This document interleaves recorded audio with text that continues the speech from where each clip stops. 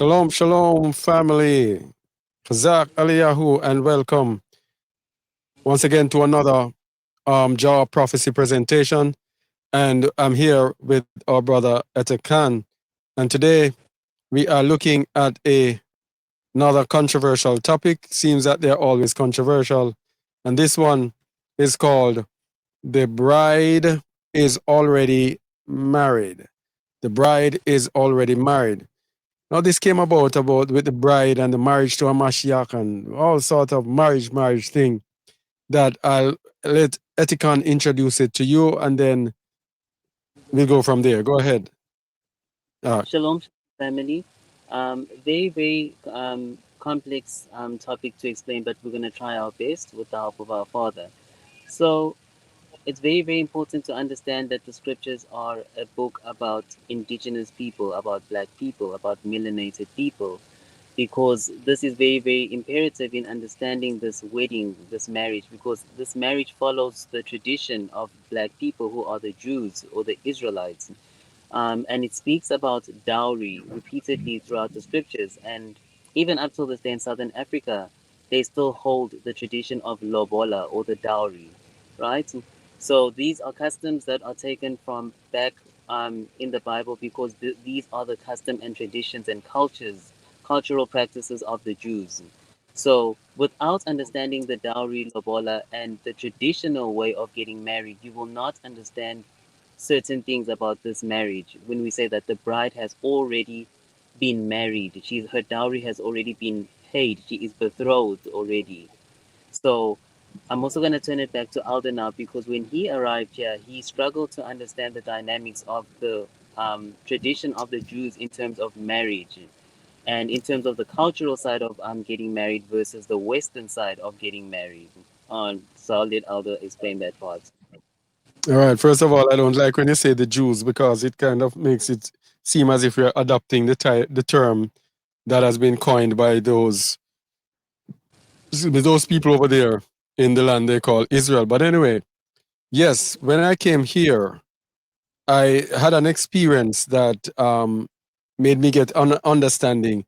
And even with the bride here, we realize that the people in the West will not be able to understand the what the marriage is about in the Bible and the prophecies of the wedding ceremony, the marriage supper, etc. If you do not understand the culture of the people in the land. The culture of the people in the land remain with the ancient custom. And when we came here, they told us about Lebola, bride price. I had a brother that was being married, and he told me about Lebola. He doesn't have Lebola, so he cannot get married. And um, there was a thing that happened that gave me understanding and will give us understanding of what it has to do with the bride.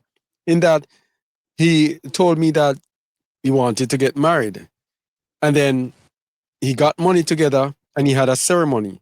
And that ceremony was like family was there. They were dressed in um everybody was in the same clothing, just like they do in a wedding in West.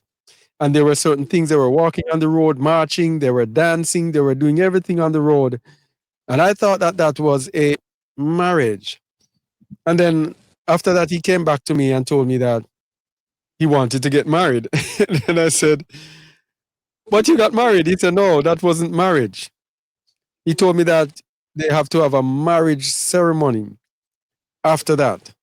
And he planned to have it several months, he told me, down the line. And I was like, I don't understand this. But how can you get married and then you go and have to know, have a marriage ceremony where they have cooking and families will be there? And he's saying that they have to put it certain months down the line because certain members of the family will not be available and he has to set it at a time when everybody's available, etc. And this is what this culture is what we don't understand in the West, why we don't understand that the bride is already married. So there is a marriage, which is the betrothal. Then there is the marriage supper that comes afterwards. This is what we have to understand. Go ahead, Etika. Oh, praises. And then if we go to, I'm going to start us off by Matthew 118 with the birthing or conception of Yahusha. And it says there, now the birth of Yahusha Hamashiach was on this wise. When as his mother Mary was espoused to Joseph, before they came together, she was found with child of Ruach HaKadosh. Alder? Ye- Yes, and can I say this one here? This one here is also, if you have it in line with what we are saying here, Mary was espoused. Espoused was to give a souvenir engagement present that is betrothed. So they were betrothed before and before they came together. Now, in the West, when we see this, we say before they came together actually means that they before they had intercourse. But that is what happens in the West. In the West, because it does not happen where you have the betrothal and then the marriage supper, we do not understand this. When it says Mary was espoused to Joseph, she was betrothed to him before they came together, actually mean before they had the marriage supper, before they were married. And if you look at D, and I think this is what the translators did not understand why we got this virgin birth thingy. Well, they are correctors. Their job is to give their belief. From G 4862 and 2064 to convene the parting company with. That means when they are finally married to be living together. Associate with or cohabit conjugally. Accompany, assemble with, come together, come company, go with, resort. It is before they are married, they were married, she was found with child, which means that in the real world that she was pregnant while being betrothed to him. Okay? Now this is not a sin. It is not a sin because when you are betrothed in the Bible, it means that let me get it on the screen. When you are betrothed in the Bible, it means that you are engaged, but engaged is a little far greater than the engagement that you have in the Western world. To be engaged means that they are actually together. They can have intercourse, and if they have intercourse with other people, it is looked on as adultery if they do it with people outside of the marriage. Okay? And then they can be betrothed until they have the marriage supper. Now, the reason for this betrothal and the marriage supper is for people to get their houses in order. It is accepted that they are together, but they have to get themselves in order. Get them their houses ready, get the house ready where they're gonna live, etc., etc. And before the marriage gets in place. And my brother, he also told me that certain things have to be put in order by the time until he gets married, then everything will be concrete. As a matter of fact, he told me that he and his wife should be living apart. He says when they are betrothed, they don't want them to live together until the marriage. Then they should come together and live together. All right? Go ahead, Ezekiel. Yes, so all praises. So what Alda has explained is exactly that. So once the dowry has been paid for the woman, she is already she belongs to the husband, but she will dwell separately from the husband until the husband comes for her. So in the custom of the bride, she gets up every morning, she gets ready because she doesn't know which day the husband will come for her, and so the husband is still getting the house in order where they will dwell together.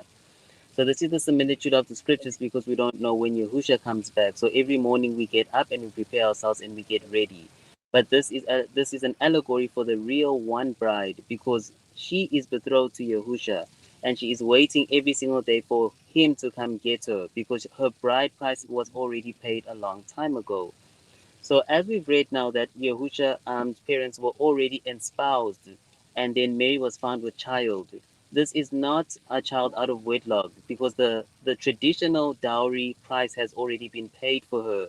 So she is already traditionally married. She's already signed on that marriage. She's a betrothed to the husband. So as we read now with Yahusha and his parents, Joseph and Mary were espoused, and but before they came together, which is meaning that before the groom came for the bride, for them to dwell, to live together, she was found with child. And this is why Yahusha was accused of being out of wedlock, because the child was born before the public wedding ceremony. So traditionally, the families already knew that she was espoused. They had already signed on it. Her bride price, her dowry was already paid. But then she was found with child before the public wedding ceremony, the public wedding supper. This is why it was a controversy, saying that Yahusha was born out of wedlock. So the same pattern then will repeat with the bride, with the man child being born, because the man child will follow the same pattern as his father. So the man child will also then be accused of being born out of wedlock, but he is well born because he is born within wedlock, because traditionally her dowry has already been paid, right? And the same way Yahusha went through the scandal of being conceived before the public wedding ceremony is the same thing that will repeat again. This is why in Ecclesiastic it says that which has been is that which will be again. So the same pattern that Yahusha has gone through is the same pattern that will again happen with the man child. The birth will not be something that when you read a lot of people's understanding of it online, they think it will be a great spectacle and this has to happen because it's the child of Yahushua HaMashiach. No, Yahushua HaMashiach himself, the son of I am, when he was born, only shepherds and three wise men knew because they knew what sign to look for. So it is exactly the same thing even with the child that is of Yahushua HaMashiach. There were signs, there were things that happened, but you do not know what to look for. So a sign only serves as a great indicator, or it shows great significance if you know what you're looking for. But if you don't know what you're looking for, the signs will pass and you won't even know what has happened. So that's exactly what happened when Yahusha was born. It was only the wise men and the shepherds who were told by the angels that the Messiah was born. So the same pattern of concealment and a concealed birthing will happen again. Okay? Um, it's very, very important when we say that the bride is already married, she's already betrothed. So that's why in Ezekiel 16, if we can open that part up, Alda. In Ezekiel 16, she is accused of adultery, and then she's also accused, and the Most High says that she will be judged as a woman who breaks wedlock. So I just want Alda to put that on the screen so that we can see that part. Verse 38. 38 years. So Ezekiel 38 says, "And I will judge thee as a woman that break wedlock, and shed blood are judged, and I will give thee blood in fury and jealousy." So this is why we say this, when we say the bride of Hamashiach came into this life already the bride of Hamashiach. It is not only now that she's getting married to Hamashiach, her dowry has already been paid a long time ago. She has been there for a very long time. The bride is not new, she's just being revealed now in the last days. This is why in the book of Second Esdras it says, "In the end, then the bride will be revealed." So her price has already been paid. She is already the wife, the bride of Hamashiach. This is why the Most High says that I will judge you as a woman who breaks wedlock, because her bride price has already been paid. She's already married, right? So when we say this, the bride and the man child have lived before, and so has the 144,000, as I was saying, and have all long had their roles and places assigned, hence predestination, right? So when we say that she's come into this world, she has lived other lives before, same as the man child, same as the 144,000. This is why Yahusha says to his disciples, "You were with me from the beginning," because these are all the first fruits. They are Yasharal who were emanated from the beginning. So in the beginning was the Father who emanated the Mother, who emanated the Son, and the rest of the 144,000, the first fruits. This is why they are called the first fruit, because they have been there from the beginning. They are ancient. They've been there from the beginning of time, and they've had their roles from that time. So it is nothing new it's only being brought to us, to our attention on the understanding of the family structure, and that Yahusha has this, Yahusha has this, and all of this that's happening right now. So it is nothing new to think that the bride is something new. She's been there all along. She's just been concealed. The man child's been there all along. He has been concealed. The same way, if you also read the book of Enoch, it tells you that Yahusha himself was concealed until the time of his unveiling. So this is very, very important to understand that there is nothing new under the sun. I'll keep repeating Solomon's words because they are very relevant for this revelation. It's all been there before. What has been there will be there again. Okay? Right. There's a verse that we need. I don't know if I'm interjecting. Yes, no problem, Alvin. All right. Revelation 9, verse 8. It's 7. Sorry. Oh, yes. Let us be glad and rejoice and give honor to him, for the marriage of the Lamb is come, and his wife hath made herself ready. His wife hath made herself ready. She is already his wife, as we say, because she's betrothed to him. And then they have to go to the marriage supper of the Lamb, as it says, the marriage of the Lamb is come.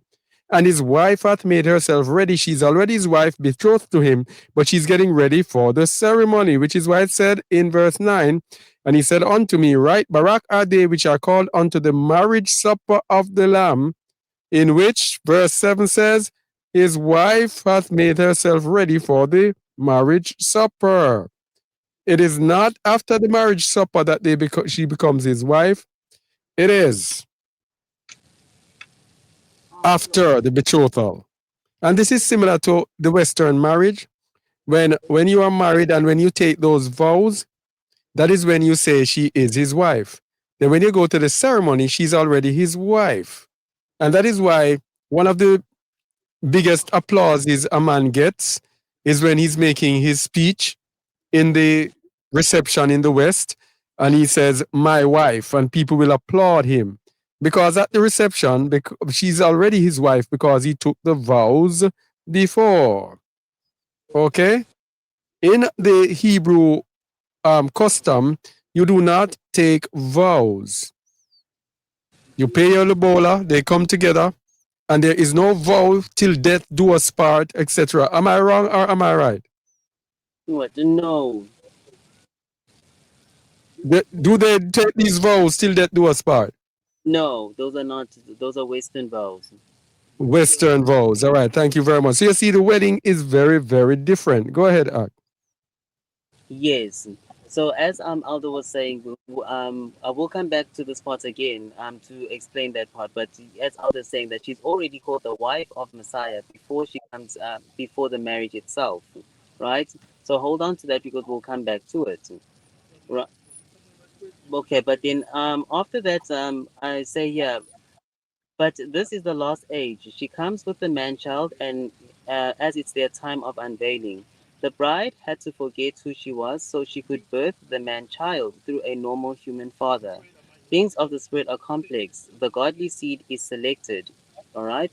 So very, very important to understand, as I was saying now, that the 144 have lived many lives before. They have been here throughout all the Old Testament, the prophets, messages of the Most High. They've been coming to this world to establish the kingdom of the Most High, to bring the laws, statutes, commandments, and Torahs. They have come in different forms, in different prophets, different messengers, right? But in this final age, the bride will come as she is, because she comes to restore the nation of Yeshua, and she comes to be revealed as the bride, finally the wife of Hamashiach. She is no longer claimed as the bride. It's more direct. This is why she's called the wife, because it's a time of unveiling, right? And this time she does not come alone. She comes with with the man child, because woman shall be saved through childbearing, right? So the most important thing is that the bride has to forget who she is. She comes into this world and she forgets that she is the bride of Hamashiach. This is why in Ezekiel we just read now, where the Most High says there is fury for her because she came into this life. She forgot who she was. She got married, and yet she is an espoused woman. She is betrothed. She is a married woman who forgot that she's married and goes and marries another earthly man, and has children with that man. But this too is the purpose of and will of the Most High, because the man child must be born through this natural father. The same way Yahusha had a natural father who is Joseph, is the same way the man child will have a natural father who is almost like a placeholder father, because through his seed has to come the man child. The same way through Joseph's seed had to come Hamashiach. The father, just because Yahusha is the son of the father did not come down in himself to impregnate Mary. It happened through Ruach HaKadosh. So the same way again with the man child, the father's seed will then be infused with the same power of Ruach HaKadosh, so that the DNA of the father, the real father who is Yahusha, will go into the man child and be concealed within him. And then he will go on thinking that he is a normal living human being because he has an earthly father too. Right? So very, very important to understand this, because they are within the 144 are DNAs that are spiritual too. They have their earthly parents' DNA, but they have their heavenly DNA within them too, that is concealed in them. You want to say something, Alda? No, no, no, no. I'm good. Oh, okay. All right. So that part is very, very important. So this is why people ask, like, why did the bride have to forget who she was? It doesn't make any sense. Why is the Most High angry with her? She had to forget because there was a bigger purpose for it. Because through this forgetfulness came about the plan of the Most High for her to birth the man child. Okay.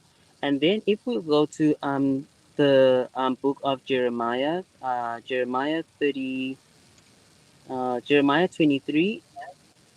Um, Jeremiah 23, sorry. We see here, it speaks about the righteous branch that comes from David, right?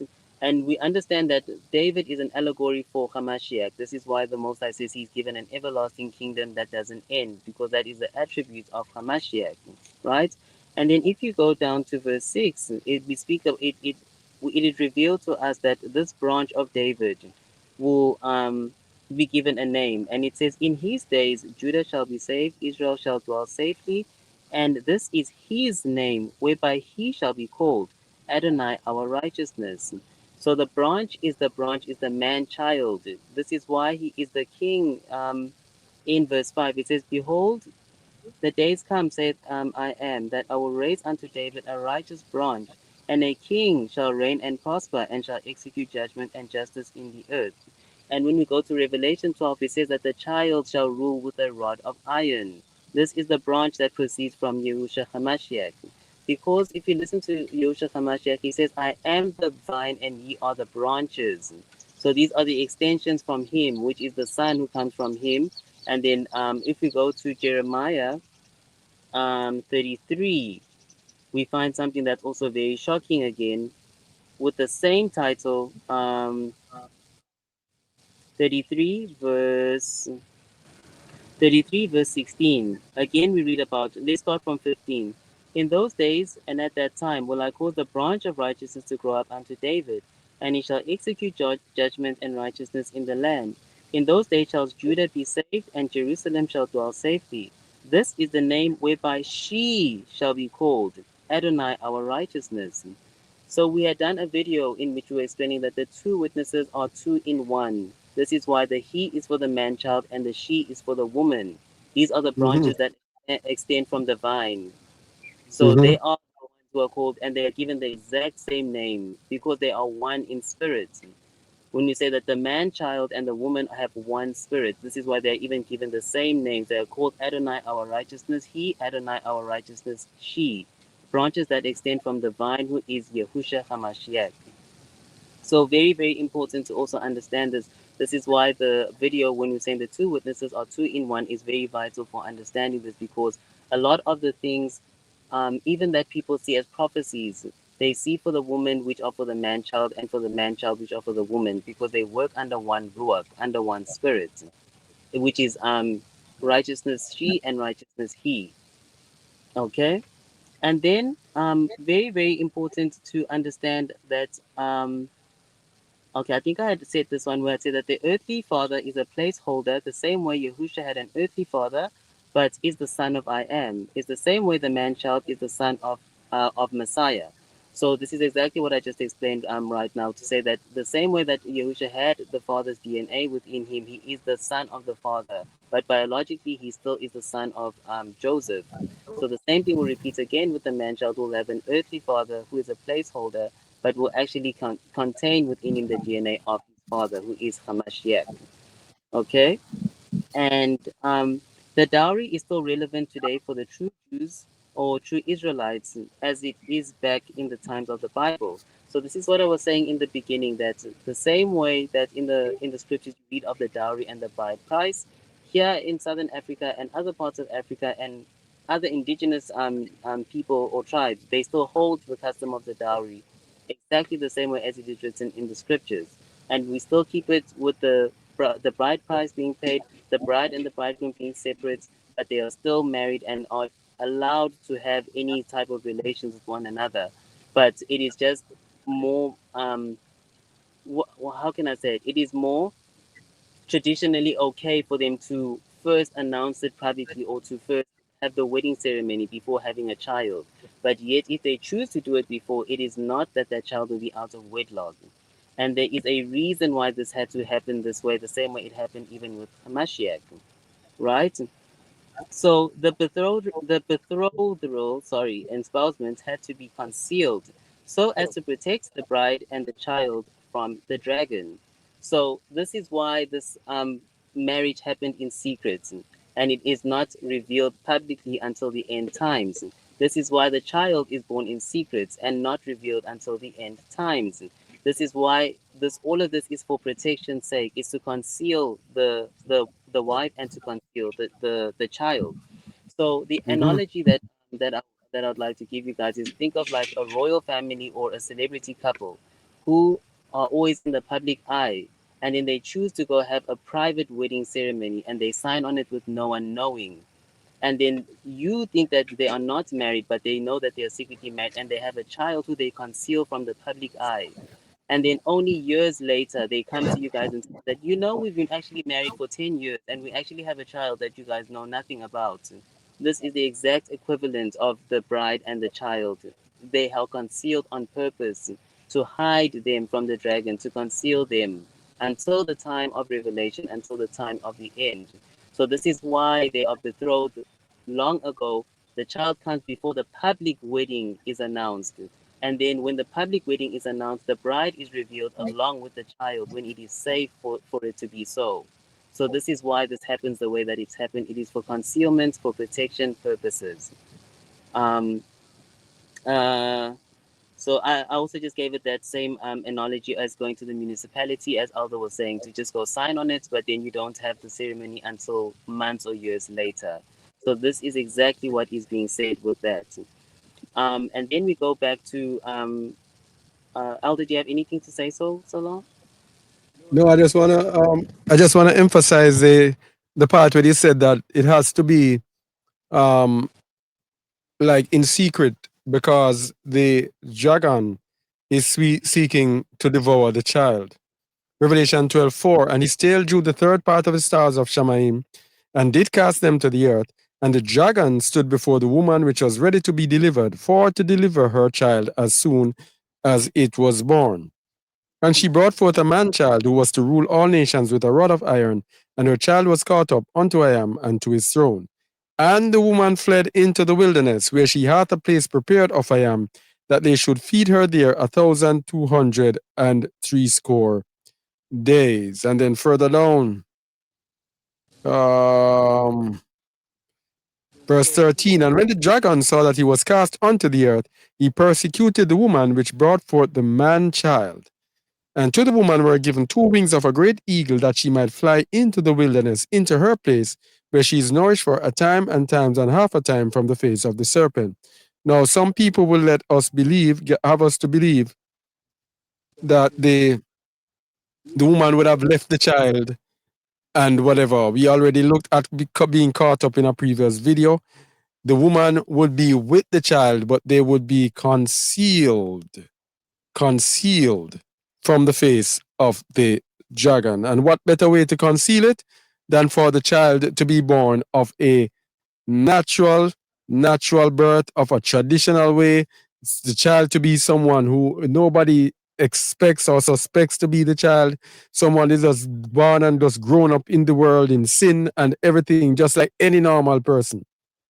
That's the best way to conceal that a person is right before your very eyes.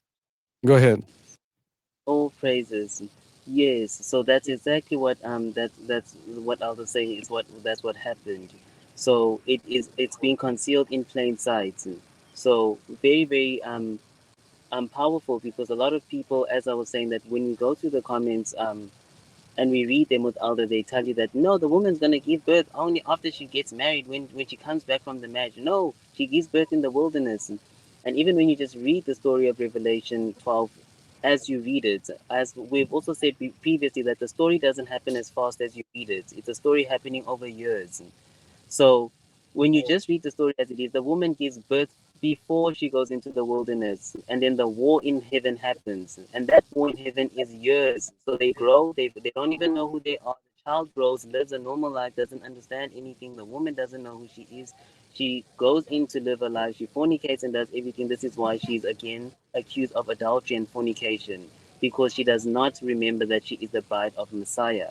So very, very important to remember this, which then leads us to what Elder, the verse that Elder had taken us to, which is Revelations 19, which Elder had already explained, that the bride is called the wife before the wedding, and this is not on, it's not by mistake, it's intentional. That generally, if you're just thinking of it with our human terms, you cannot call someone a wife before. And even the verse itself was intentional in saying that the wife of the Lamb has made herself ready. It didn't say the wife of the Lamb shall make herself ready, or she shall be the wife of the Lamb after she has made herself ready. She's already claimed by the Lamb because her bridal price has long been paid. She is already the wife, bride of Hamashiach. This is just a public um, display. It's the public announcement, the public revealing of the bride to you and to all the saints.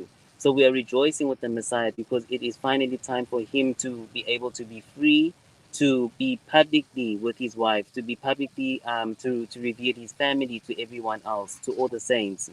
So this is what's happening here. It's not to say that they are only now getting married. They have already been married. This is the public announcement, the wedding ceremony that was signed on years ago, that is now coming publicly, and now the parties being had for all the saints to attend, all those who are righteous, all those who have lived a life of perfection, and then those are the ones who are invited to the wedding, and then to the wedding supper. So very, very important to understand that concept, that the bride is already married. She is already the wife even now, before the public wedding ceremony, because a bride price has already been paid. All right. All praises to the Most High. I think that should do it. Yeah. Yeah, that's all you have to say on this one.